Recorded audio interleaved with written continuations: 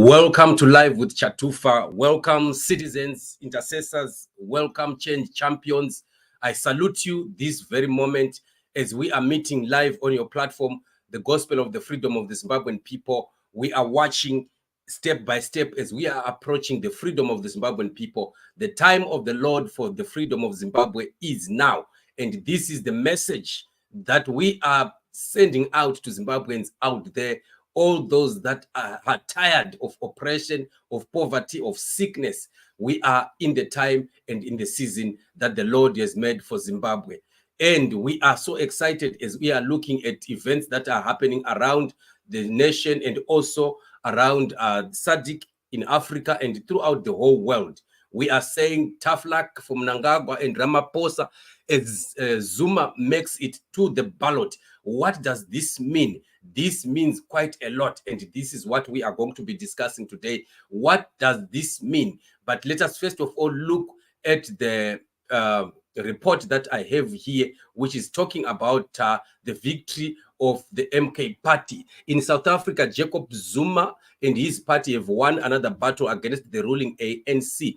The High Court in Durban has dismissed the ANC case against Zuma's new party over the use of the Umkhonto weSizwe name and emblem, with the costs awarded against the ANC. Zuma's new party, Umkhonto weSizwe, popularly known as MK, is contesting the South African general elections on May 29. Umkhonto weSizwe, MK, was the armed wing of the African National Congress, ANC, established in 1961 to fight against the apartheid regime in South Africa. The name Umkhonto weSizwe translates to Spear of the Nation in isiZulu.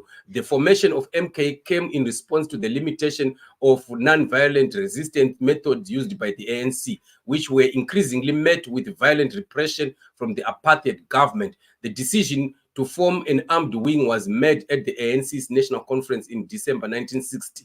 In 1994, MK soldiers were formally integrated into the South African National Defence Force as part of the country's new democratic political order.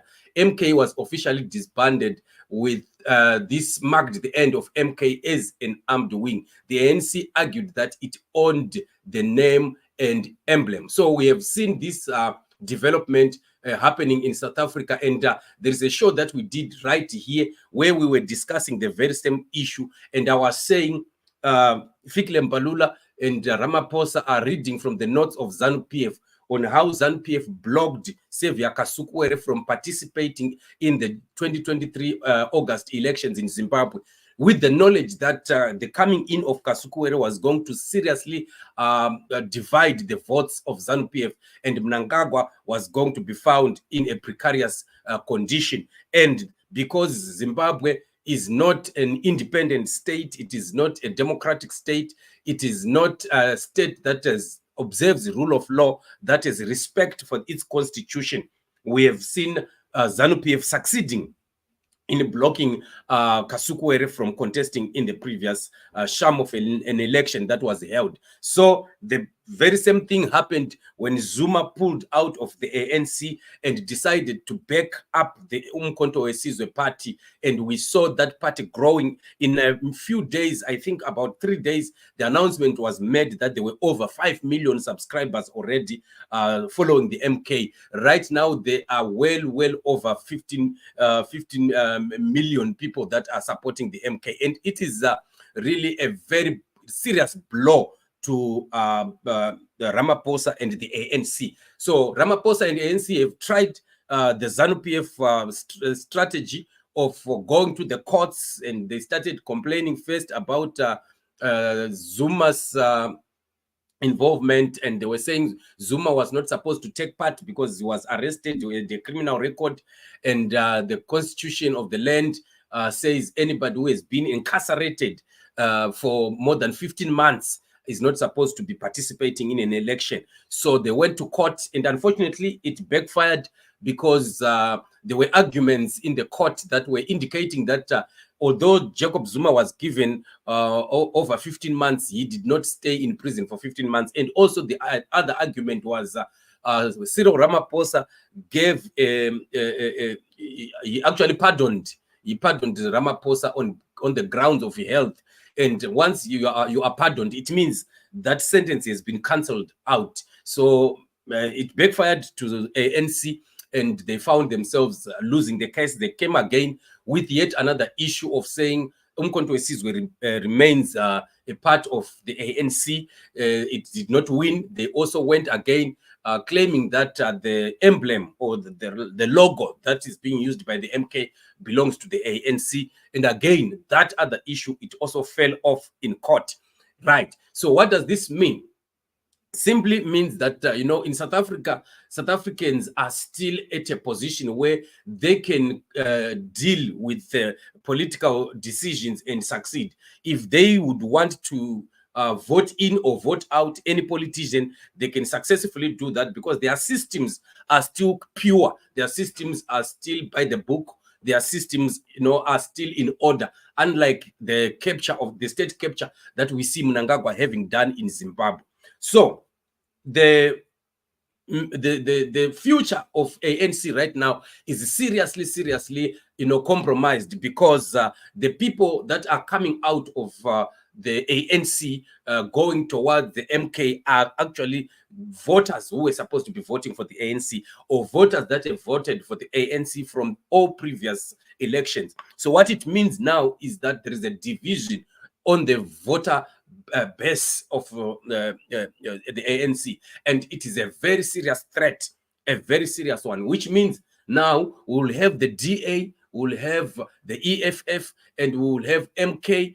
All these parties are going to be pulling out supporters of ANC, who probably in 1994 were all voters for the ANC. So now things are turning, tables are turning, and it seems like chickens are coming home to roost for the ANC and the ZANU PF also. What does this mean to Zimbabweans? What does it mean to Mnangagwa and ZANU PF?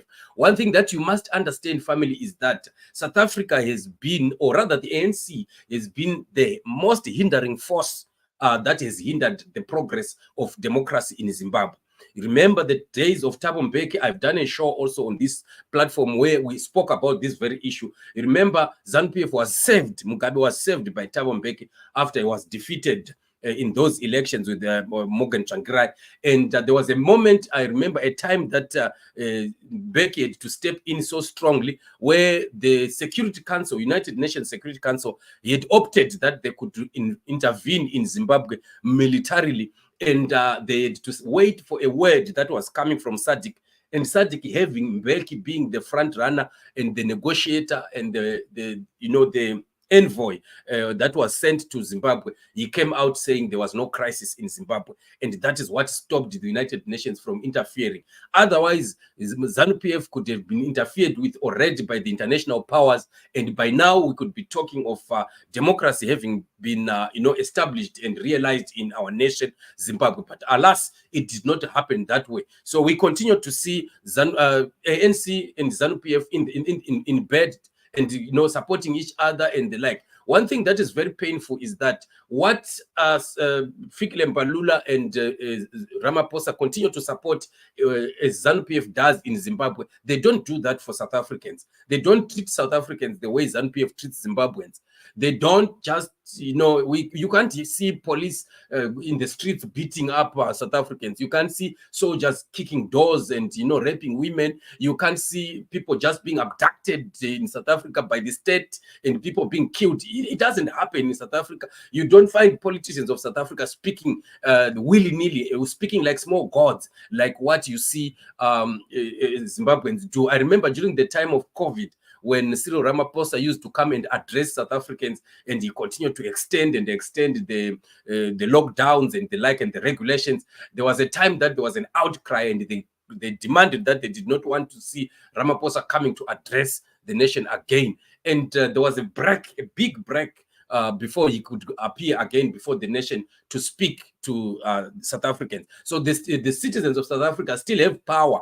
They can still move things. They can still resist things, unlike what happens in our country, where any kind of resistance is thwarted. Any kind of resistance, it is actually, blocked so powerfully with an iron fist, and even militarily, and people having to be shot down, like what happened, in the streets of Harare. So while they support ZANU PF, they are not doing what they are doing to their own people. Very, very painful. And also, there is an economic issue also that involves South Africa, where South Africa is benefiting so strongly from Zimbabwe, because all groceries, food, whatever that has to be used in Zimbabwe is coming from South Africa. And South Africa is making billions and billions out of money that is coming from Zimbabwe, importing whatever goods and services stuff that is coming into Zimbabwe.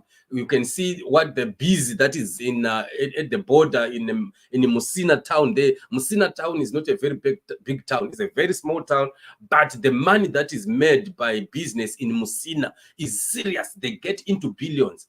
Supermarkets get into billions. Industries like factories that are manufacturing, either whether it's building material or whatever, they are getting into billions. And most of the ANC big wigs have actually opened businesses in Musina because they are seeing the US dollar that is coming from Zimbabweans, and Zimbabweans are flocking and buying like crazy. And that has stabilized South Africa a lot.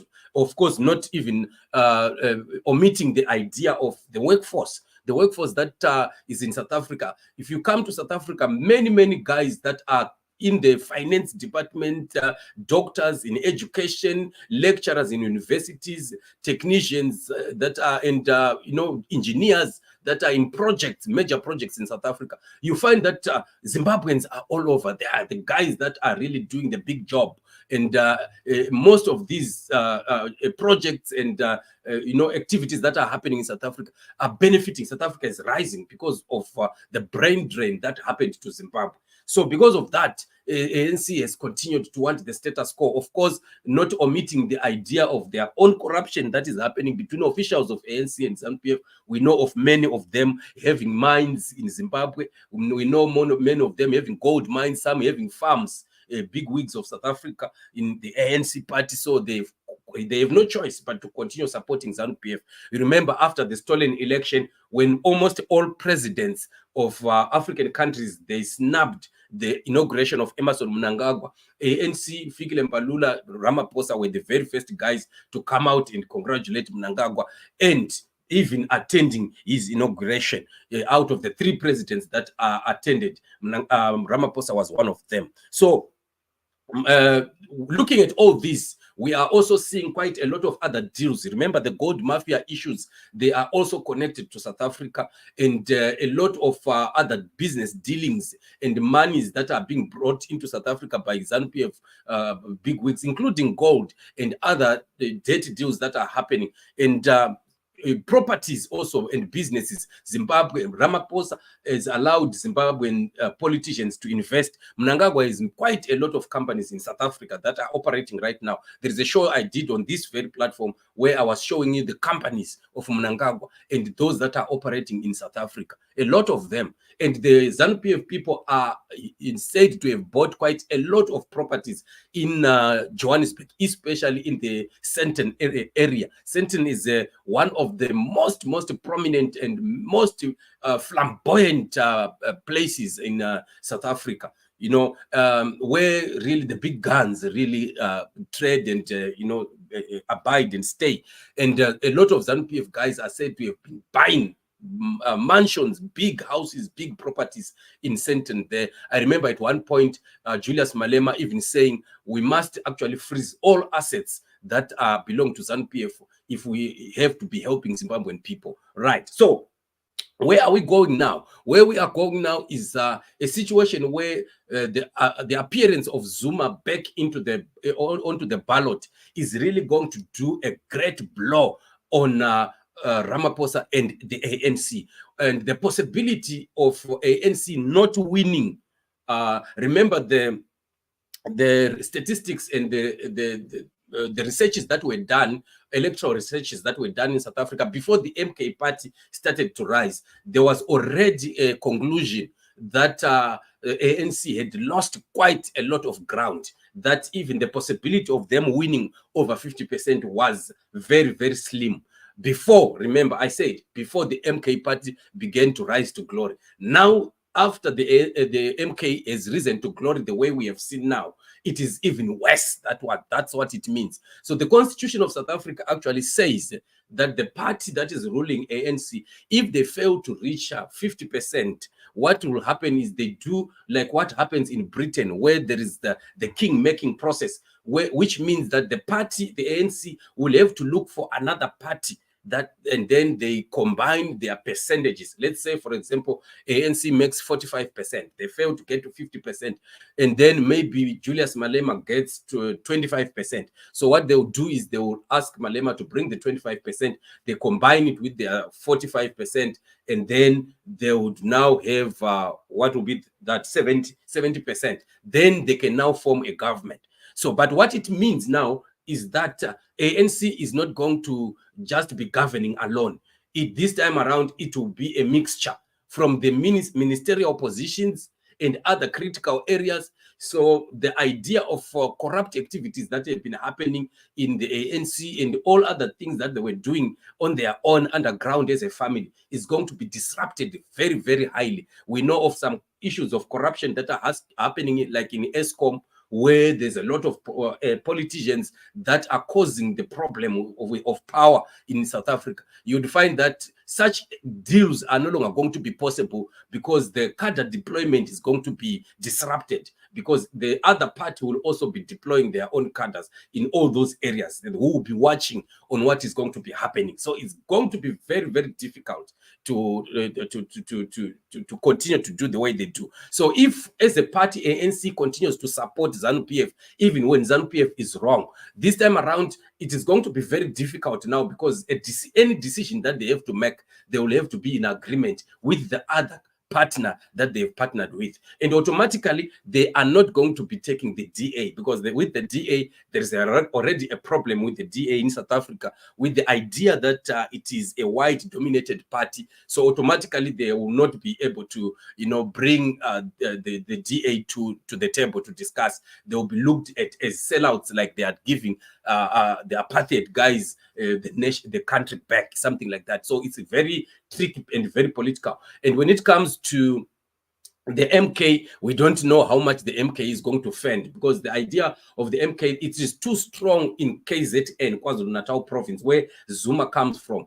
And that KwaZulu-Natal province has been the biggest province actually of ANC in terms of membership. So the possibility of Zuma really hitting so hard, well, we will have to see, but the strength is just in one province. Of course, maybe we'll pick up from other provinces, but I don't think they will get as far as being overriding maybe the EFF. I don't know. We are yet to see what really is going to be happening. So the only Trojan horse for ANC is going to be the EFF that they will bring in. And once they bring the EFF, Malema has been citing quite a lot of issues that were happening within the ANC, and that he has been bemoaning for a very long time, which means most of those things are going to be stopping.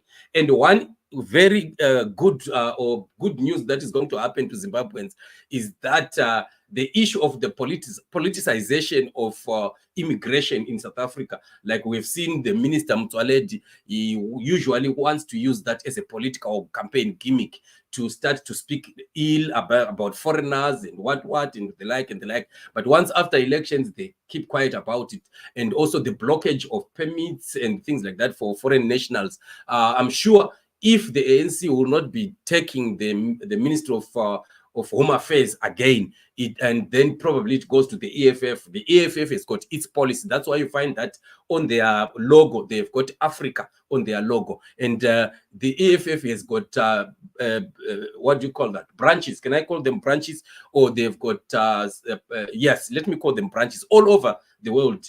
I remember even in Liberia, there is an EFF. There's an EFF also for Zimbabwe. There's an EFF for Swaziland. There's an EFF was this Swaziland or Lesotho, somewhere there. Many other countries, they do have EFF, because the manifesto of Julius Malema is to unite the whole of Africa. This is why you hear him always, he speaks about a borderless Africa. He wants to remove borders. So he's always been against the idea of calling other fellow Africans Makwerekwere and things like that. So the EFF does not promote that idea of regionalism or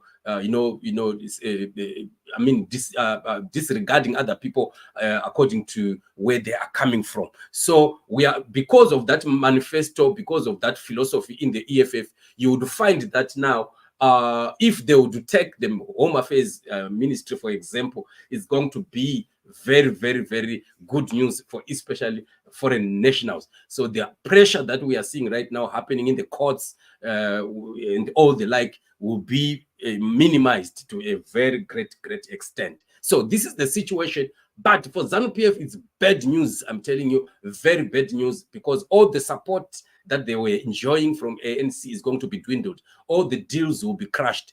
All their properties will also be risking at a very high risk. They might have their properties frozen in South Africa. You remember, even Mthuli Ncube is said to be building a very serious mansion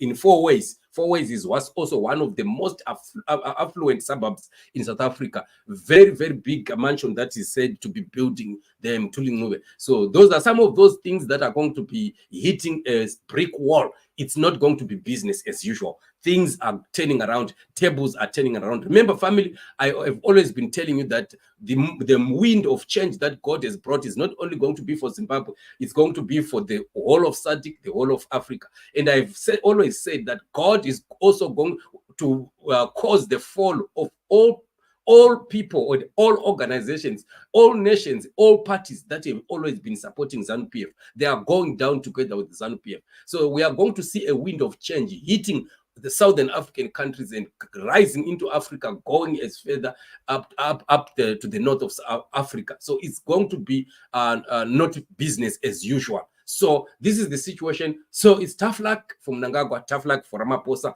We are yet to see the outcome. 29 May, the battle begins. We are going to see what is going to happen. There is no ZEC in South Africa. There's no ZANU PF chiefs and sabukus. There's no what do you call that?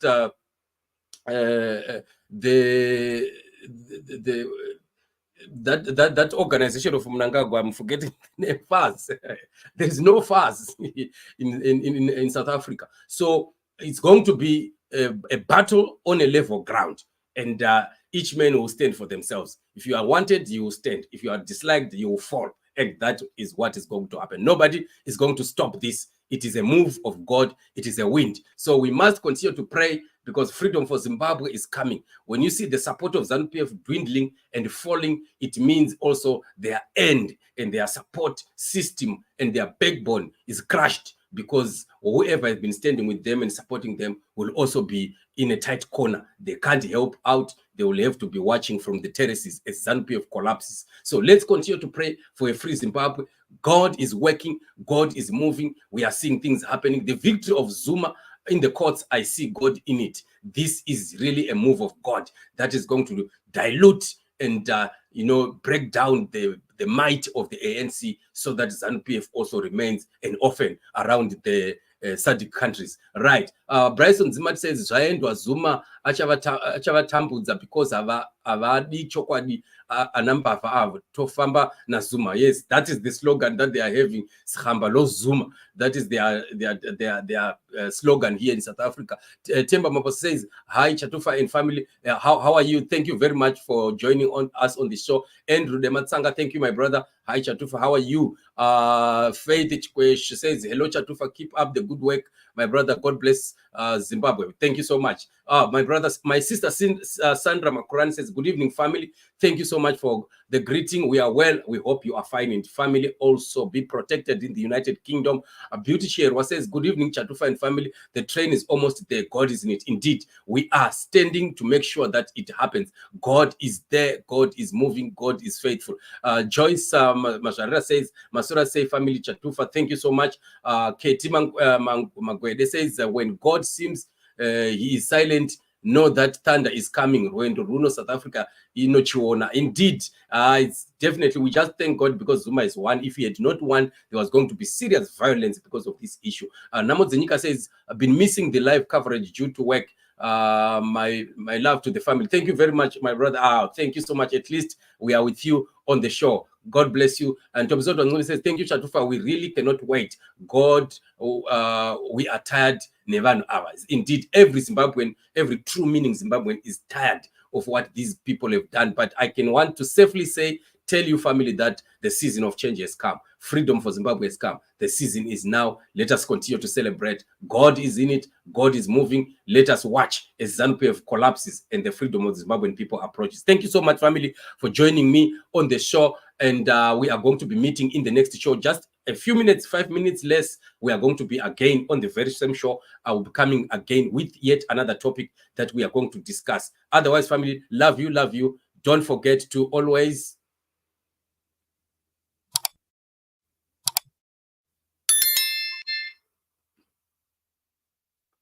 bless you, family. Let's meet in the next show a few minutes from now.